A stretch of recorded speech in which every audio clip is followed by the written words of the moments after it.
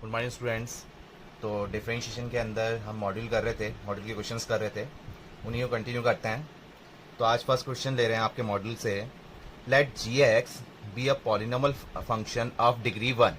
मतलब जी x function है जिसकी पॉलिनोमियल डिग्री कितनी है, 1। And F x be defined by, F x कैसे डिफाइंड हो रहा है, टू पार्ट्स में डिवाइड है। एक तो G X when X less than equal to 0 and 1 plus X whole divided by 2 plus x whole to the power 1 by x when x greater than 0. Find the continuous function which is fx satisfying f dash 1 is equal to f minus 1. मतलब ये condition satisfy करते हुए जा रहा है और आपको continuous function निकालना है। क्लियर हुआ क्वेश्चन? क्वेश्चन में क्या पूछा है, तो अब इसको सॉल्व करते हैं हम। तो सबसे पहले बात आ रही है जी एक्स की। F x function two parts में डिवाइड तो है, लेकिन ये दे रखा है जी एक्स।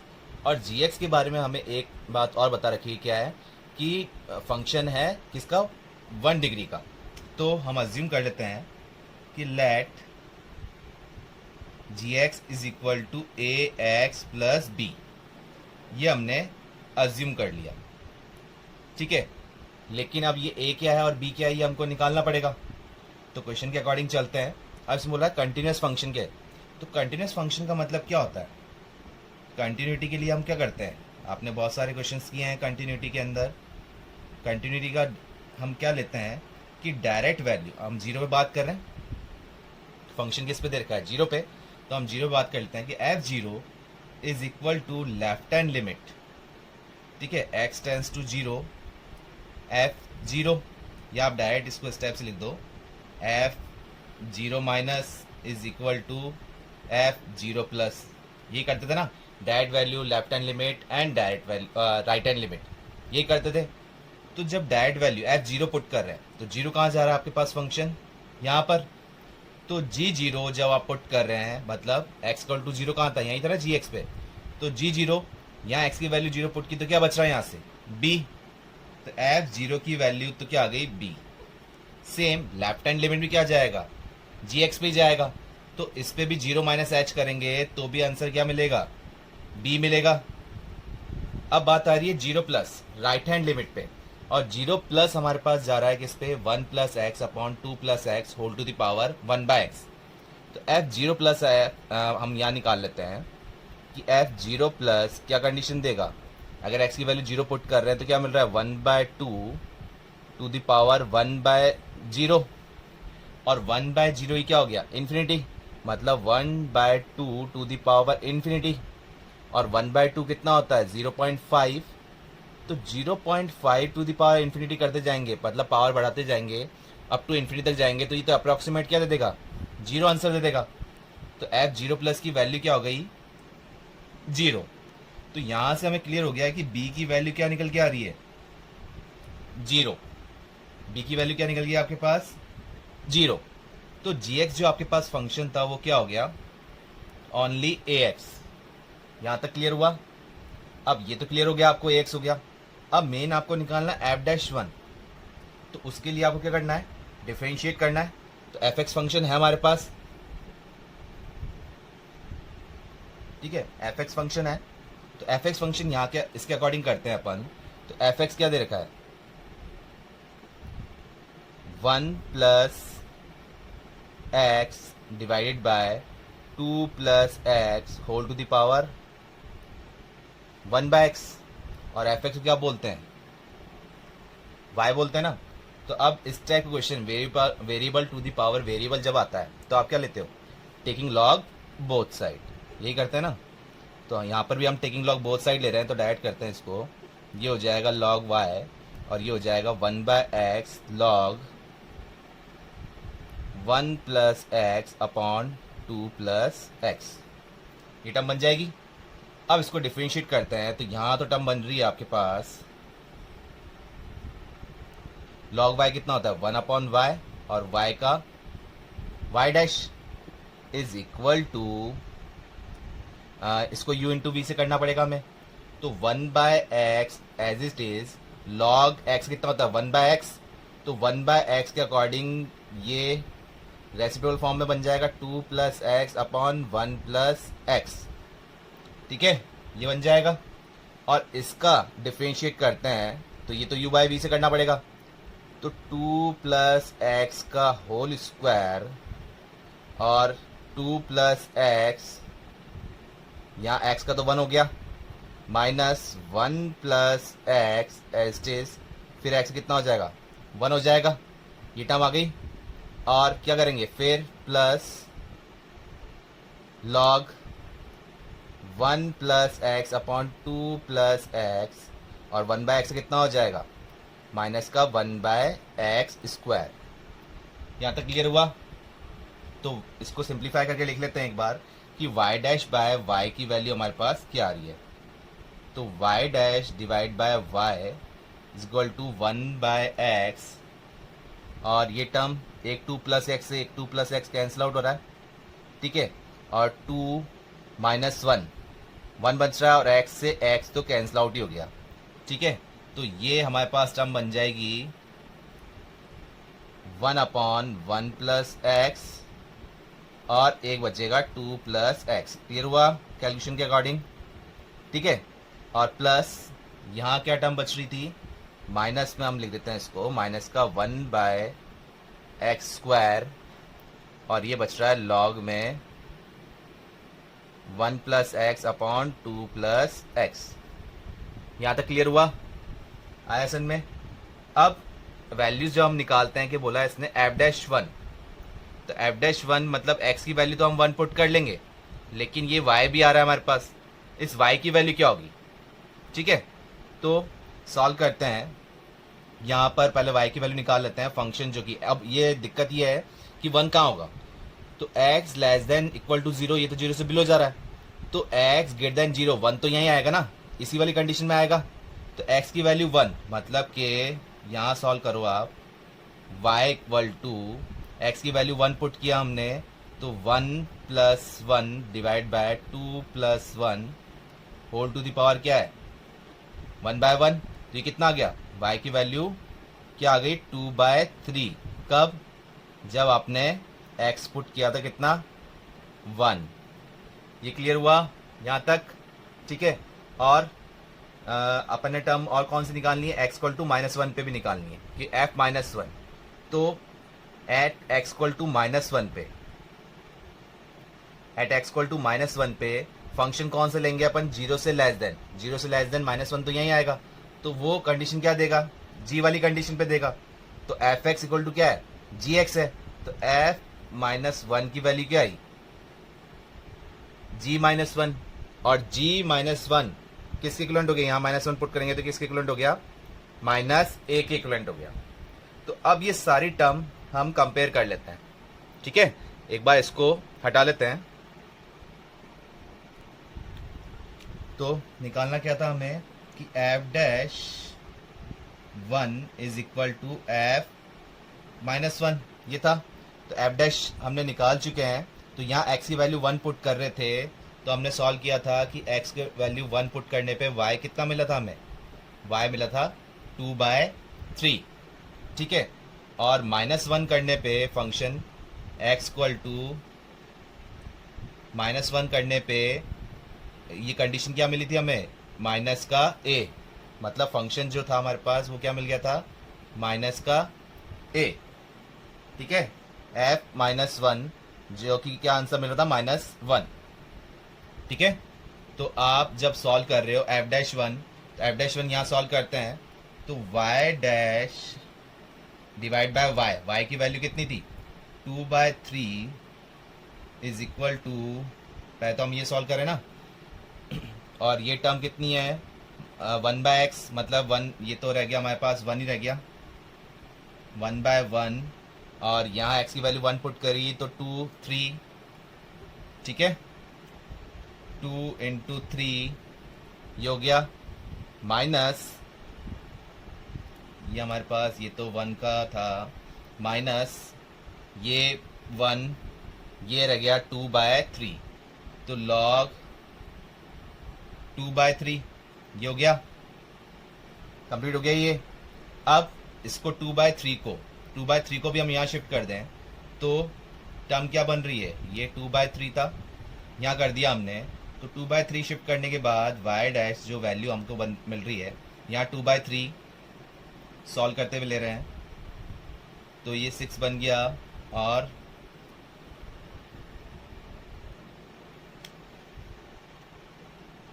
2/3 ये हो गया 1/6, और माइनस है तो इस माइनस को हम लॉग के यहाँ पावर में लगा देंगे, तो क्या हो जाएगा, रेसिप्रोकल फॉर्म बन जाएगी ना।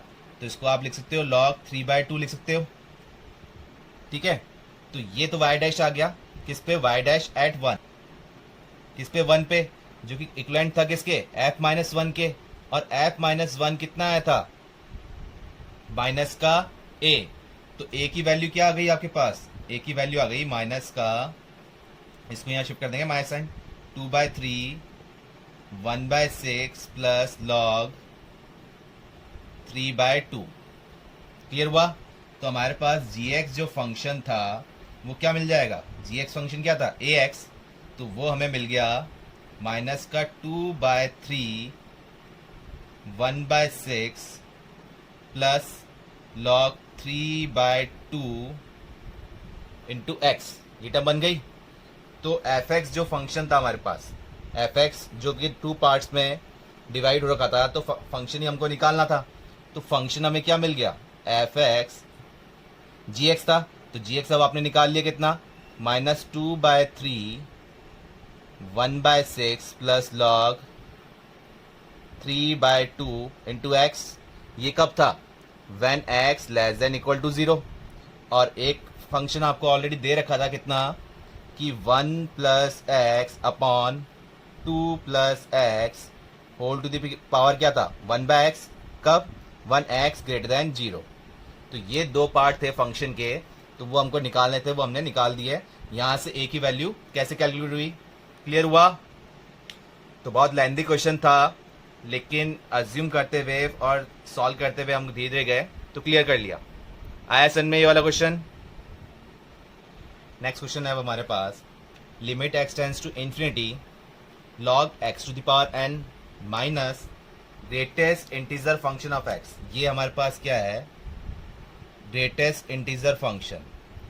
ग्रेटेस्ट इंटीजर फंक्शन क्लियर है ना, हमने लिमिट्स में बहुत सारे क्वेश्चंस किए थे कंटिन्यूटी में। ये ग्रेटेस्ट इंटीजर फंक्शन है, and small n belongs to natural number, जो स्मॉल एन दे रखा है, तो इसकी वैल्यू किसकी इक्विवेलेंट होगी, -1 या फिर 0, 1 या फिर एग्जिस्ट ही नहीं कर रही है।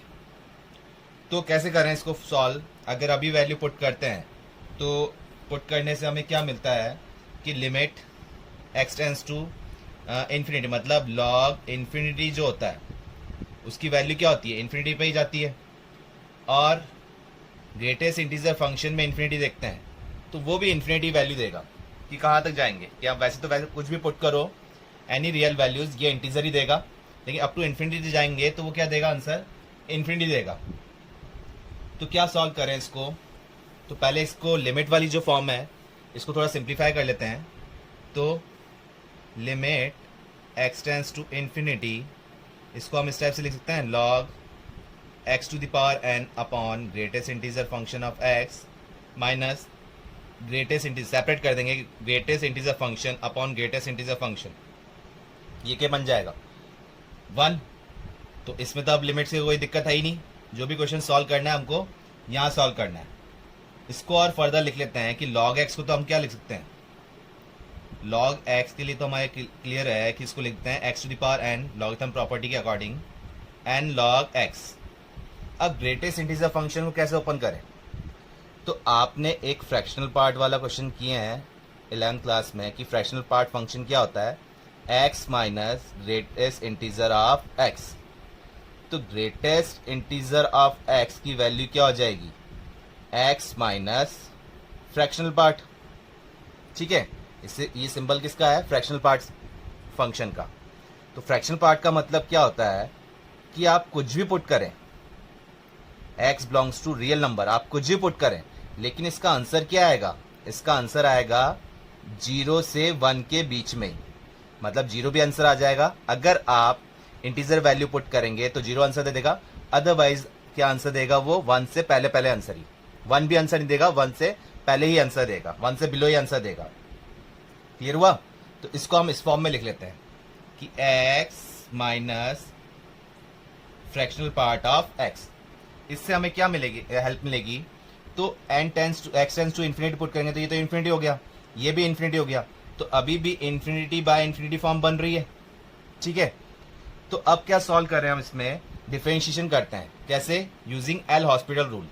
तो एल हॉस्पिटल रूल जब आप यूज करते हो तो limit x tends to infinity, ये तो n log x कितना हो जाता है 1/x, ये हो गया। यहाँ x का डिफरेंशियल कितना हो गया 1 माइनस फ्रैक्शनल पार्ट का डिफरेंशियल कैसे करेंगे, तो फ्रैक्शनल पार्ट आपको क्लियर है कि कुछ भी पुट करें आंसर क्या देगा 0 to 1, मतलब कि एक कांस्टेंट आंसर ही हो गया ना हमारे पास। ये आंसर क्या देगा 0 to 1 के बीच में ही देगा। ठीक है, और कांस्टेंट का डिफरेंशिएशन क्या होता है, डिफरेंशिएशन कर दें हम इसको विद रेस्पेक्ट टू x तो वो क्या देगा 0 देगा। तो इसको हम बोल सकते हैं, ध्यान रखिएगा कि इसका आंसर क्या आ जाएगा। अगर आपको ये ध्यान है कि 0 to 1 के बीच में ही दे रहा है तो आप बोल सकते हैं कि इसका आंसर क्या आ रहा है, एक तरह से कांस्टेंट आंसर ही दे रहा है। ठीक है, न्यूमेरिक वैल्यू दे रहा है ना, हम कुछ भी पुट करें न्यूमेरिक वैल्यू दे रहा है हमें। ठीक है, तो वो कांस्टेंट हो गया और डिफरेंशिएशन ऑफ कांस्टेंट क्या हो जाएगा 0। तो differentiation of greatest integer sorry fractional part function का आंसर क्या हो गया 0, ये मिल गया आंसर। तो अब हम जब यहाँ पुट कर रहे हैं और इसके अंदर हम -1 लिखते हुए नहीं लिखे, इसमें -1 और ये -1 ये भी साथ में चल रहा है ना। तो अब x टेंस टू इन्फिनिटी जब हम पुट कर रहे हैं तो फाइनल आंसर मुझे हमें क्या मिल रहा है n/∞ -1 और डिवाइड में इन्फिनिटी है तो क्या बन गया ये 0। तो क्या मिला 0 -1, क्या आंसर मिला -1, मतलब कि ए ऑप्शन। क्लियर हुआ? तो इजी क्वेश्चन था लेकिन दिक्कत दे रहा था इसमें क्या, ग्रेटेस्ट इंटीजर फंक्शन, तो वो भी क्लियर कर लिया हमने। आया समझ में?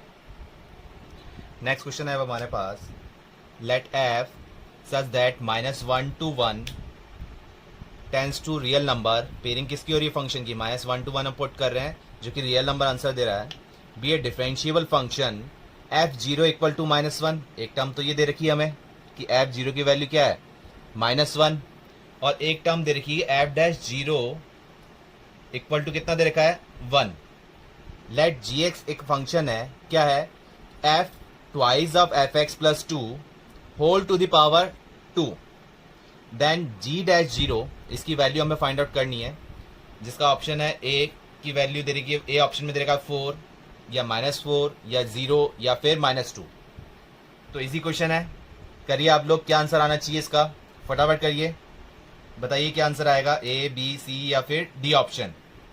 बाकी जिनको क्लियर नहीं है वो यहाँ देखिए कि gx हमारे पास, एक बार लिख लेते हैं इसको gx फंक्शन को, कि f फंक्शन देखो ये पूरा दे रखा है 2x + 2 और इस पूरे पे पावर क्या है होल स्क्वायर कंडीशन पे है। तो अब g' जब हम निकालेंगे, जो g' क्या निकल रहा है, ये इसको x माना तो x स्क्वायर कितना होता है ट्वाइस ऑफ x, तो ट्वाइस ऑफ x क्या है हमारे पास ये, तो इसको अब एज इट इज लिखना पड़ेगा f2fx प्लस का 2। ठीक है, ये कंडीशन हो जाएगी, ये होल इसमें लिख दिया हमने। फिर जिसको हमने x माना था इसको x माना है पूरे को, इस पूरे का जब डिफरेंशिएशन करेंगे तो क्या आएगा f'2, अब इस पूरे को x मानेंगे 2fx + 2, फिर जिसको x माना था इसको x माना था हमने, फिर जिसको x माना है उसका डिफरेंशिएशन, तो इस टर्म को x माना है तो इसका कितना हो जाएगा ट्वाइस ऑफ f', ये हो जाएगा क्योंकि 2 का तो कितना हो जाएगा 0। अब किस पे बात कर रहे हैं अपन 0 पे, तो g'0 जहां जहां x है वहां 0 पुट कर दें तो ये टर्म बन जाएगी f2f0 + 2 to f'2f0 + 2 into twice of f'0। तो क्या टर्म आ रही है ट्वाइस ऑफ f0 की वैल्यू, f0 की वैल्यू कितनी थी -1, तो ये हो गया -2 + 2 f'2f0 की वैल्यू थी -1, तो ये हो जाएगा आपके पास -2 + 2 और f'0 की वैल्यू कितनी थी 1, तो ये हो गया ट्वाइस ऑफ 1। ये हो गया।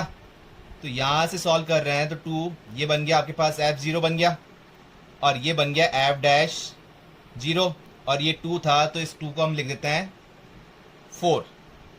तो f0 की वैल्यू कितनी थी आपके पास -1, तो 4 इंटू -1, और f'0 की वैल्यू कितनी थी 1। तो ओवरऑल आंसर क्या मिला हमें -4। क्लियर हुआ क्या आंसर हुआ है? तो सिंपल था क्वेश्चन, लेकिन फंक्शन इस टाइप से दे रखा था तो थोड़ा टिपिकल फॉर्म थी। तो क्लियर हुआ? आया ऑप्शन, कौन सा ऑप्शन हो गया? B option. नेक्स्ट क्वेश्चन है अब हमारे पास, d2x/dy² इज इक्वल टू, किससे इक्वलेंट हो सकता है? d2y/dx² into dy/dx whole to the power -2, या फिर minus d2y/dx² into dy/dx whole to the power -3। C option है हमारे पास d2y/dx² whole to the power -1, और यह है -1 d2y/dx² whole to the power -1 into dy/dx whole to the power -3। ये question अपना जेई में आया हुआ है, जेई मेंस में। अभी आज जितने भी क्वेश्चंस किए सारे जेई मेंस में आए हुए हैं क्वेश्चंस। तो अब कैसे चेंज करें? क्या करें कि इसकी वैल्यू निकाल लें। तो सिंपल सी हम लेके चलते हैं। हमें पता है कि dy/dx जो है इसको हम कैसे लिख सकते हैं, 1/dx/dy, इस टाइप से लिख सकते हैं, कर सकते हैं ना इसको। तो अब जब डिफरेंशिएट कर रहे हैं, डबल डिफरेंशिएशन चाहिए हमको, ठीक है। तो d2y/dx², इस तरफ तो ये हो गया लेफ्ट हैंड साइड। तो इधर जब डिफरेंशिएट करेंगे तो अब कैसे डिफरेंशिएट करें, इसको हम लिख दें कि differentiate with respect to x, किसका डिफरेंशिएट करना है? 1/dx/dy, इसका डिफरेंशिएट करना है। यहां तक क्लियर है? तो डिफरेंशिएट तो कर देंगे, लेकिन हमें चाहिए क्या? d2x/dy², मतलब y के रेस्पेक्ट में चाहिए। इसकी वैल्यू पूछिए ना। अब यहाँ y फॉर्म हमारे पास नहीं है, तो इस टाइप वाले क्वेश्चन के अंदर आप क्या करो, जो भी फॉर्म चाहिए उसको बनाने के लिए आप heat and trial method use करो। तो आपने क्या करा, dy से मल्टीप्लाई और डिवाइड कर दिया, ठीक है। तो अब क्या कर सकते हैं कि इसको, कि जो dx है इसकी जगह हम dy लिख देते हैं, d/dy, और ये टर्म ऐसी है dx dy, और यहां टर्म बन गई हमारी dy/dx। क्लियर हुआ? अब इसको डिफरेंशिएट कर देते हैं हम विथ रेस्पेक्ट टू y। तो कैसे करेंगे differentiate? Differentiate with respect to y, तो 1/, इसको अगर y बोलते हैं, ये dx/dy था, सॉरी। तो अब 1/y, 1/y कितना होता है? -1/y², और y एक्चुअल में था क्या? dx/dy का स्क्वायर। 1/y कितना होता है? -1/y², तो y था क्या? dx/dy, तो dx/dy का स्क्वायर हो गया। अब y नीचे था आपने, तो उसको करते dy/dx भी करते हम, y का 1 होता ना, y का डिफरेंशिएशन करते, लेकिन ये फॉर्म इस फॉर्म में है। तो इसको हम डिफरेंशिएट करेंगे तो कैसे आएगा? d2x/dy², इसको माना था ना हमने, ठीक है। तो ये टर्म ऐसी है dy/dx। यहां तक क्लियर हुआ? ये टर्म की हमने। अब इसको सिंप्लीफाई कर लेते हैं, इन पूरी टर्म को क्रॉस मल्टीप्लाई कर लेते हैं, क्योंकि हमको चाहिए क्या? d2y/dy²। इस टर्म को इधर रहने देते हैं, बाकी टर्म को इसके साथ में शिफ्ट करते हैं। तो क्या टर्म आ जाएगी? ये वाली टर्म इधर शिफ्ट होगी, तो क्या हो गया? इसको हम लिख सकते हैं dx/dy का होल स्क्वायर, और ये टर्म भी जाएगी इधर क्रॉस मल्टीप्लाई होते हुए, तो dx/dy जाता, तो ये होल स्क्वायर की जगह क्या हो गया? क्यूब हो गया। माइनस एस्टिस था, और मल्टीप्लाई में क्या था? d2y/dx का स्क्वायर इज इक्वल टू, क्या टर्म बची? d2x/dy का स्क्वायर। क्लियर हुआ यहां तक? तो अब कौन सा ऑप्शन मिल रहा है हमको? अब ये टर्म थी, अब dx/dy इसके अकॉर्डिंग देख रहे हैं, तो d2x/dy का स्क्वायर। अब ये टर्म थी, लेकिन यहाँ dy/dx की पावर क्या है? -2, लेकिन dy/dx की बात बोल रहा है, और यहाँ सब टर्म में dy/dx है। तो इसको हम टर्म बना सकते हैं, इसको पहले लिख देते हैं, d2x/dy का स्क्वायर इज इक्वल टू ये टर्म ऐसी लिखी d square y by d x का स्क्वायर माइनस बी ऐसी लिखा, और ये term d y by d x मतलब रेसिप्रोकल फॉर्म करते हुए इसको हम लिख सकते हैं -3 whole to the power -3। Clear है? तो कौन सा ऑप्शन मिल रहा है? Minus d square y by d x square d y by d x whole to the power -3, मतलब कि बी ऑप्शन मिल रहा है हमें। क्लियर हुआ? तो इस टाइप वाले क्वेश्चन जब भी आए तो आप heat and trial method use में कर लिया कीजिए। क्लियर हुआ? ये वाला क्वेश्चन आया सन में, अब कर सकते हैं इस टाइप क्वेश्चन। नेक्स्ट क्वेश्चन है हमारे पास, if y equal to sec tan inverse x, bracket में है tan इनवर्स x, इनवर्स फॉर्म मतलब ब्रैकेट में है, then y dash at x equal to 1। Option दे रखे हैं 1/√2, 1/2, 1 एंड √2। तो ब्रैकेट में tan इनवर्स फॉर्म है तो बाहर sec है, तो इसको भी sec इनवर्स फॉर्म में बना लें जिससे प्रिंसिपल सॉल्यूशन के अकॉर्डिंग हम सॉल्व कर सकें। तो कैसे करें कि let tan inverse x is equal to theta मान लिया हमने, तो x इक्वल टू क्या हो जाएगा? tan theta. तो tan थीटा की वैल्यू हो गई x। अगर इसको हम स्टेप से लिख लें tan theta equal to x/1, क्योंकि tan थीटा क्या होता है? Perpendicular upon base. तो परपेंडिकुलर तो हो गया x और बेस हो गया 1। हाइपोटेनस क्या हो जाएगा इसका? √1 प्लस एक्स स्क्वायर, ये हो जाएगा। तो sec थीटा हमको निकालना है। sec थीटा क्या हो जाएगा? h upon b, hypotenuse upon base. तो हाइपोटेनस कितना है इसका? 1 प्लस एक्स स्क्वायर, और बेस तो कितना है? 1। तो sec थीटा इक्वल टू ये आ गया √1 प्लस एक्स स्क्वायर। तो थीटा क्या आ जाएगा? sec inverse √1 plus x square. तो थीटा क्या था? tan इनवर्स x आपने एज्यूम किया था, और थीटा सॉल्व करते हुए आपने क्या लिया है? sec inverse √1 plus x square. तो tan इनवर्स x को थीटा लिया था, तो इसको रिप्लेस कर दिया हमने किससे? sec inverse √1 plus x square से। तो क्या इक्वेशन बन गई? y equal to sec inverse √1 plus x square. तो ये sec हट जाएगा प्रिंसिपल सॉल्यूशन के अकॉर्डिंग। तो क्या बचा आपके पास? y equal to √1 plus x square आ गया सिंपलेस्ट फॉर्म में। अब तो आप कर सकते हैं इसको। क्या y डैश कितना हो जाएगा? रूट फॉर्म में है तो 1/√1 प्लस एक्स स्क्वायर, और एक्स स्क्वायर कितना हो जाएगा? Twice of x. 2 से 2 कैंसिल आउट हो गए। अब y डैश आपसे पूछे कितने पे? At x equal to 1।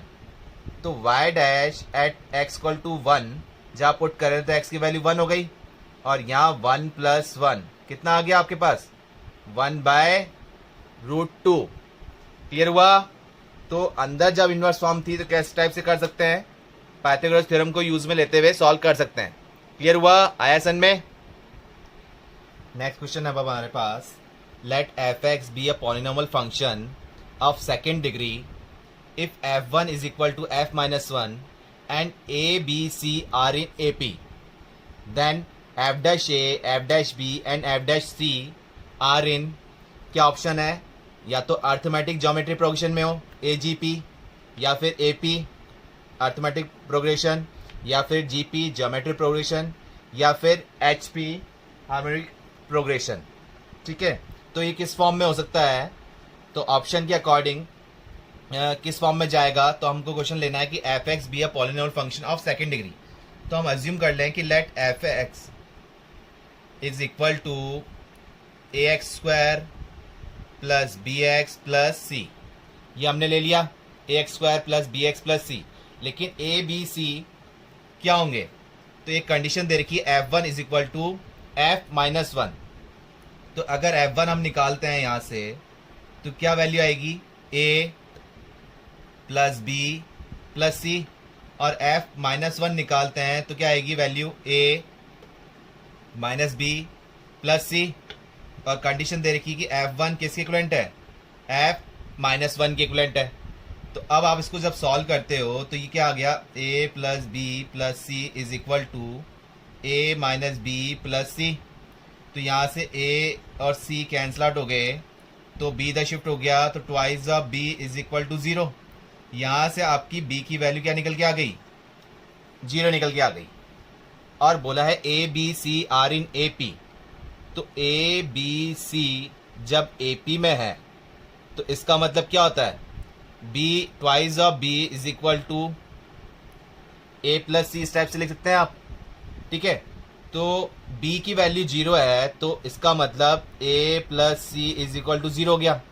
मतलब कि a equal to minus C लिख सकते हैं हम, ठीक है, या फिर c equal to minus A, कुछ भी यूज़ कर सकते हैं ना इस टाइप से।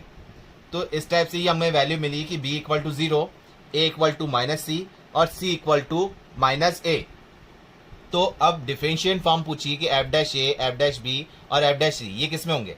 तो एफ एक्स हमारे पास फंक्शन था, तो हमने एफ डैश एक्स किया, क्योंकि आया twice of A x plus B, ठीक है। और आप इसमें एफ डैश ए जब कर रहे हैं तो जहाँ एक्स है वहाँ आपने ए पुट किया, तो ट्वाइस ऑफ ए स्क्वायर आ जाएगा प्लस बी। अब बी की वैल्यू तो आपको पता है कितनी? 0। तो इसका आंसर एफ डैश ए का आंसर कितना आ गया? ट्वाइस ऑफ ए का स्क्वायर। सिमिलरली जब आप निकाल रहे हैं एफ डैश बी, तो आपका आंसर आया twice of A B plus B. B की वैल्यू आपके पास 0 थी, तो ये ओवरऑल क्या मिला आपको? 0। फिर एफ डैश सी जब आप निकालते हैं तो आपका आंसर आ गया twice of A C plus B. तो बी तो आपकी वैल्यू 0 थी। अब सी, जब ओवरऑल आंसर ए फॉर्म में चल रहा है तो सी की वैल्यू आप क्या ले लेंगे? Minus A. तो ये आपका आंसर आ गया माइनस ऑफ ट्वाइस ऑफ ए का स्क्वायर। अब हमको देखना है F dash A, F dash B और एफ डैश सी ये किस में है। तो ये भी आप क्लियर देख सकते हैं। सबसे पहले एपी वाला ही रूल देख लें हम। इसको हम अगर ऐसे लिखते हैं twice of F dash B, ये तो आपको क्रॉस चेक करने पड़ेंगे ना। तो twice of F dash B is equal to F dash A plus F dash C. अगर ये हमने सेटिस्फाई कर दिया तो इसका मतलब किसके अंदर है? ये एपी के अंदर। तो एफ डैश बी का आंसर कितना आया था? 0। तो 2 इंटू 0 0 हो गया। एफ डैश ए का आंसर कितना आया था? Twice of A square. और एफ डैश सी का आंसर कितना आया था? Minus twice of A square. तो मतलब 0 इज इक्वल टू 0 आ गया। प्रूव हो गया कि twice of F dash B is equal to F dash A, F dash plus F dash C.